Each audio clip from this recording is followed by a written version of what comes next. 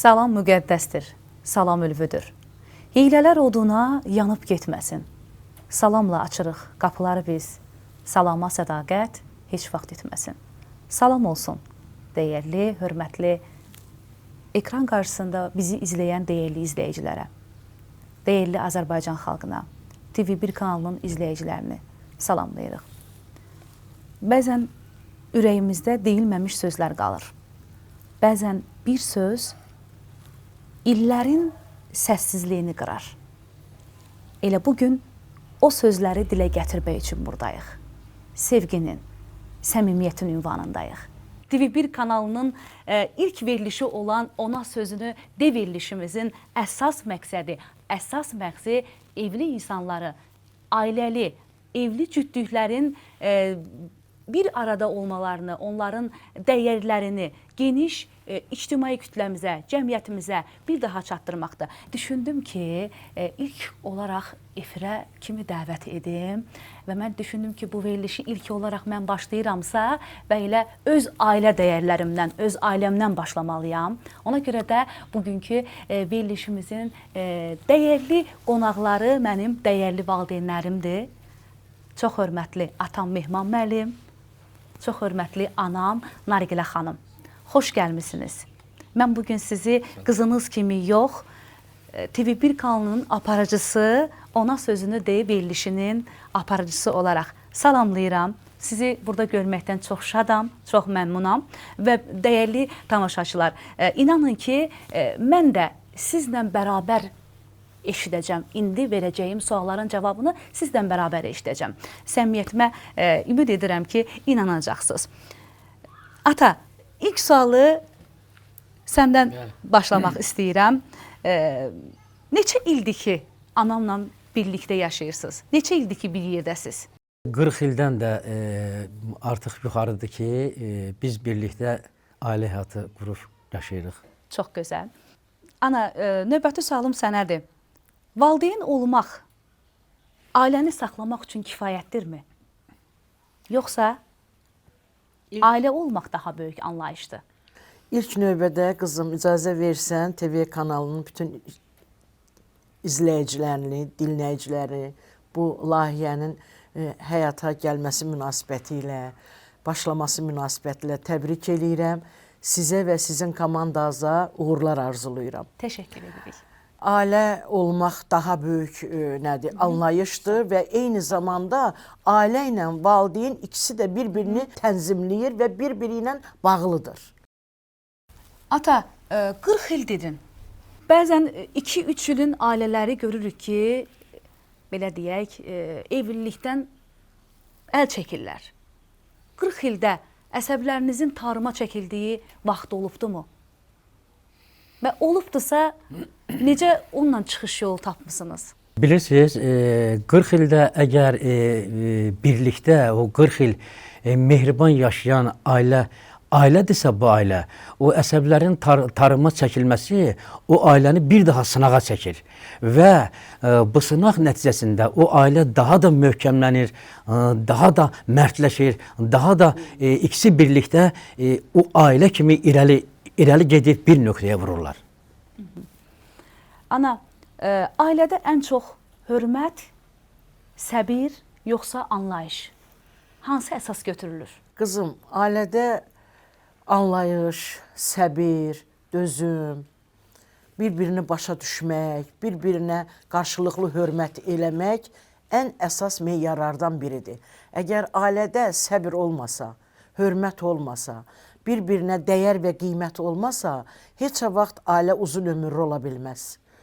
Ailənin uzun ömürlü olmasının və ailənin bu səbirlə böyüməsinin əsas səbəblərindən də elə budur ki, hər bir ailədə səbir, dözüm böyük rol oynayır. Hörmətli tamaşaçılar, bugünkü verilişimizə səmimi alınması üçün, gözəl alınması üçün istədik ki, çox dəyərli bir xanımı dəvət edək. Bu xanım bu ailənin də yaxın dostudur. Eyni zamanda nə az nə çox 18 illik evliliyi qoruyub saxlayan, evlilik ənənələrinə sadiq olan, əzmkar, mərhəmətli, eyni zamanda çox hörmətli bir iş xanımıdır. Emin studiyasının rəhbəridir, eyni zamanda kosmetoloqdur. Gülşən Mahmudova bizim qonağımızdır və istədik ki, gənc nəslə belə bir ailə dəyərlərini qoruyub saxlaya bilən bir xanımla tanış edək. İstədik ki, o verilişimizdə bugün Gülşən xanım da olsun. Gülşən xanım, xoş gəlmisiniz. Çox şadıq sizi verilişimizdə görməyimizdən. Hər bir evdə ailə dəyərləri vacib amillərdən önəmli bir faktordur və bildirdiyimiz kimi, böyüklərimiz dediyi kimi, o evdə böyük bir-birlərini başa düşərlərsə, sözlərini bir-birlərinə anlayışla qəbul edərlərsə, çətin günlərində əllərini buraxmırlarsa, bütün çətinliklər asanlıqla davam edirlər. Bildiyim qədərilə 18 ildir həyat yoldaşınız Rizvan bəy ilə birlikdəsiniz. Bu illərdə birlikdə qalmaq çətin oldu mu? Çətin olduğu məqamlar da olub, asan yolla davam etməyimizin səbəbi olub ki, bir-birimizi başa düşmüşük. Bir-birimizin sözünü dinləmişik. Kasıb günümüzdə, çətin günümüzdə bir-birimizə dəstək vermişik. Əl-ələ verib çətinliklərdən çıxmışıq. Gülşən xanım, bəs bu dəyərləri qorumaq və gələcək nəsilləri ötürmək üçün sizcə nə etmək lazımdır? Ən əsası Turan xanım, ailə dəyərlərində səbirli olmaq, bir-birlərini başa düşəndə uzun ömürlü olur. Dəvətimizi qəbul edib gəldiyiniz üçün sizə dərin təşəkkür və minnətdarlığımızı bildiririk. Ata, sualım yenə sizədir. Ailə dəyərləri, bugünkü ailə dəyərləri ilə keçmiş ailə dəyərləri arasında nə kimi fərqlər var? Bugünkü ailə dəyərləri və keçmiş ailə dəyərlərinin fərqi. Keçmişdə ailə dəyərlərində ümumiyyətlə gerilik görürdüm, ailədə müəyyən geriliklər görürdüm. Ancaq indi internet, informatika dövrü olduğuna görə yeniliklər gənc ailələr arasında daha çox inkişaf eləyibdir. Mən fərqi bunda görərdim. Mən müdaxilə eləmək istəyərdim ki, qızım atanın dediklərinə, o dövrün öz gözəllikləri var idi. O dövrdə də böyük kiçik yeri var idi, ağsaqqallar var idi, ağbirçəklər var idi. O dövrdə elə bir kəlmə sözlə qan yuvardı. Bu dövrün də öz gözəllikləri var. Hər bir dövrü təhlil eləsək, baxsaq, görərik ki, o dövrün öz gözəlliyi var idi. Sözsüz ki, hər dövrdə çətinliklər, problemlər, necə deyərlər, narahatçılıqlar var. Bugünkü dövrümüzdə də nə qədər texnologiya dövründə olsaq da, informasiya dövründə olsaq da, bu günümüzdə də çətinliklərimiz var, problemlərimiz var, narahatçılıqlarımız var və eyni zamanda sözsüz ki, inkişafımız da var. Bəs ana, dəyərləri qorumaq üçün susmaq güc göstəricisidir, yoxsa qorxu? Susmaq bəzən elə olur ki, gözəllikdir. Amma elə yer də var ki, öyle bilinen ki, o qorxu ümumiyyətlə qorxudan nəyisə deməmək olmaz. Susmaq gözəllik olduğu kimi, qorxu nəyisə deməmək, nəyisə elə gizlətmək, nəyisə elə bir üstünə getməmək, o da bir faciəyə çevrilə bilər. Ona görə də elə bilinen ki, həm susmaq gözəllikdir, həm də susmağın daxilində bir qorxu hissini yaşamaq, qorxu hissi ilə nəyinsə öhdəsindən gəlmək, o da elə bir variantdır. Ona görə də dədə-babalarımızdan da deyiblər, bugün də bizim elə bilinen ki, qarşımıza çıxan müəyyən məsələlər, ailə məsələlərində susmağı daha üstünlük təşkil eləyir. Susmaq, danışmamaq daha gözəllik təşkil eləyir. Çünki elə şeylər var ki, orada danışırsan, o gözəlliyin itir. Gözəllik itir, ondan sonrasından o sükut pozulur və yaxud da ki, ailədə narahatçılığa səbəb olur. Susmaq daha gözəllik təşkil eləyir, nəinki danışmaq. Mən Zəlimxan Yaqubun kiçik bir misrasını yada salmaq istəyirəm ki, deyir, nə toxa bel bağla, nə aca söykən, nə şaha arxalan, nə taca söykən, özün bastırdığın ağaca söykən, bağbandan 1000 dəfə bağ vəfalıymış. Bax, fikir ver, bu misrada Zəlimxan Yaqub nə demək istəyib ki, yəni özün nə eləyirsənsə elə, heç kəsə arxayın olma. Özün bastırdığın ağaca söykən və işləri o ağacla, o elə bir ki, bastırdığın, əkdiyin ağaçla hərəkət eləginən. Kiməsə arxayın olma, kimdənsə asılı olma və ilaxır və s. Qəlbin səssiz şeiri olan musiqiyə söz vermək istəyirdim. Musiqi üzrə klarnetin mahir ustası Məhəmməd bəy və onun dəyərli qrupunu eşidək.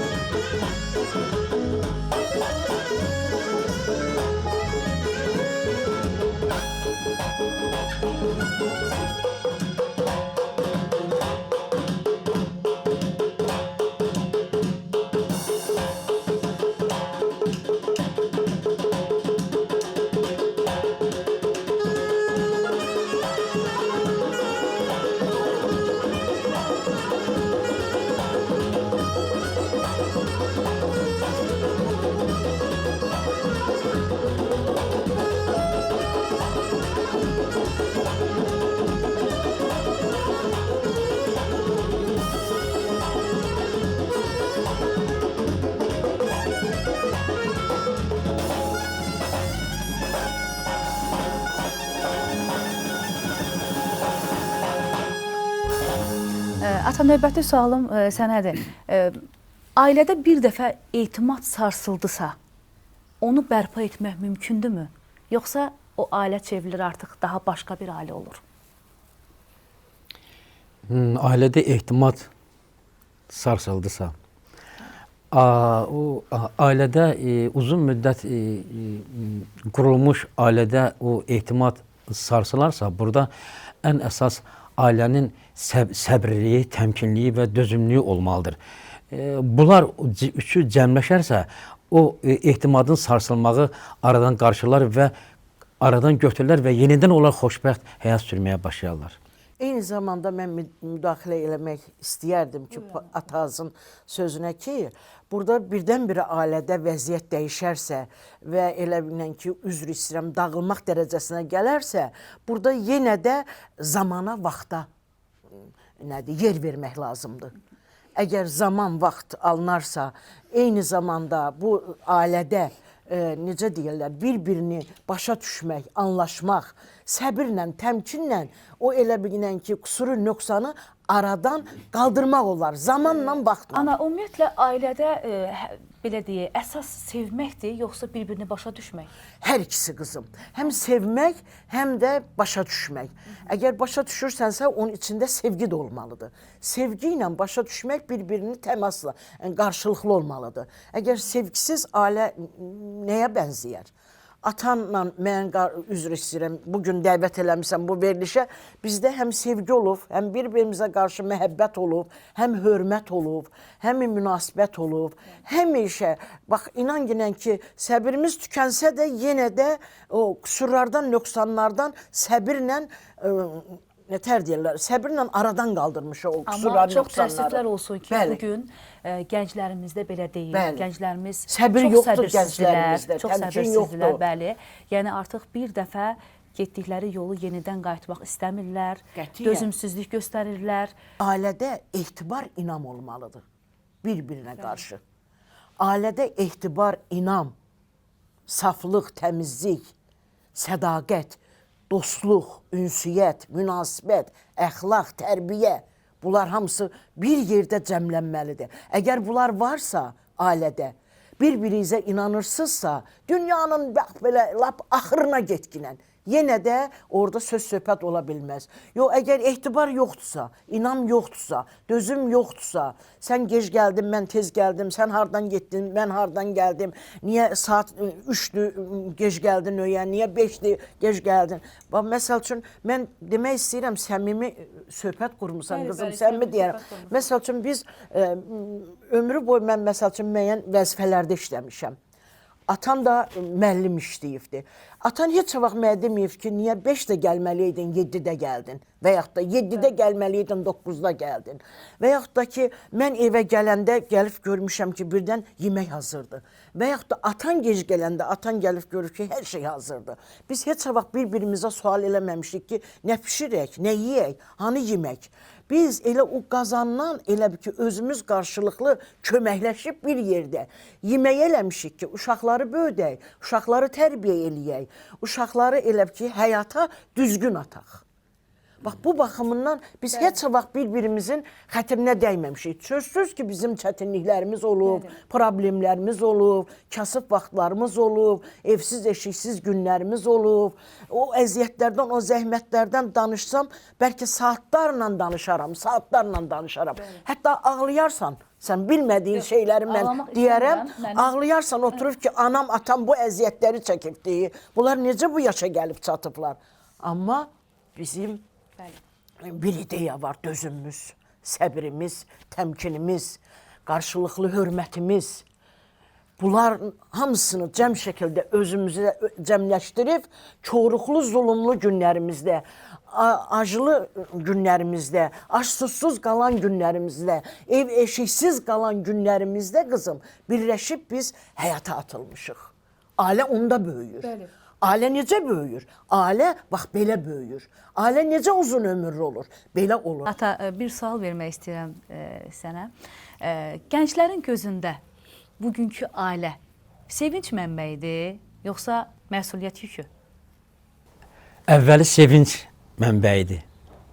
Əvvəli başlanğıcı sevinç mənbəyidir. O sonda əlbəttə ki, gənclər arasında yenə də məsuliyyət və dözüm, bir-birini anlaşma olarsa, ailə təməli möhkəm və gözəl davamlı ola bilər. Sözsüz ki, qızım, bu işdə, ailələrdə böyüklərin də çox böyük rolu var. Bəzən elə olur ki, ailələr gənc yaşında, bu yax sual elədin, gənc yaşında 3 il, 5 ildən sonra dağılırlar. Burada atanın, ananın böyük rolu var. Gənclərə düzgün istiqamət verməlidir, gənclərə dayaq olmalıdır, kömək olmalıdır. Gənclər səhv eləyə bilər. O dövrdə də səhv eləyib, bu dövrdə də səhv eləyib. Fərqli müqayisə eləyəndə hər bir dövrün özünün çətinlikləri olduğu kimi gənclərdə də o dövrdə də səhv olub, bu dövrdə də səhv olub. Amma ağsaqqallarımız, böyüklərimiz, ağbirçəklərimiz o gənclərə o qədər düzgün yol göstərməlidirlər ki, o qədər onlara səbirlik, təmkinlik baxımından kömək olmalıdırlar, dayaq olmalıdırlar. Mən demirəm onlara gətirib cürlərinə pul qoysun və yaxud da ki, nazı ilə oynasın. Xeyr, elə düzgün, elə gözəl, elə səmimi dayaq nöqtəsi yaratmalıdır ki, ağsaqqallar, o ailələr dağılmamalıdır. Ailələr var ki, dağılır, bəli. Ağsaqqallar deyir ki, dağılır, dağılır, üzr istəyirəm, cəhənnəmə dağılsın. Bir dəfə, 2 dəfə dedim, eşitmədi məni. Elə deyil.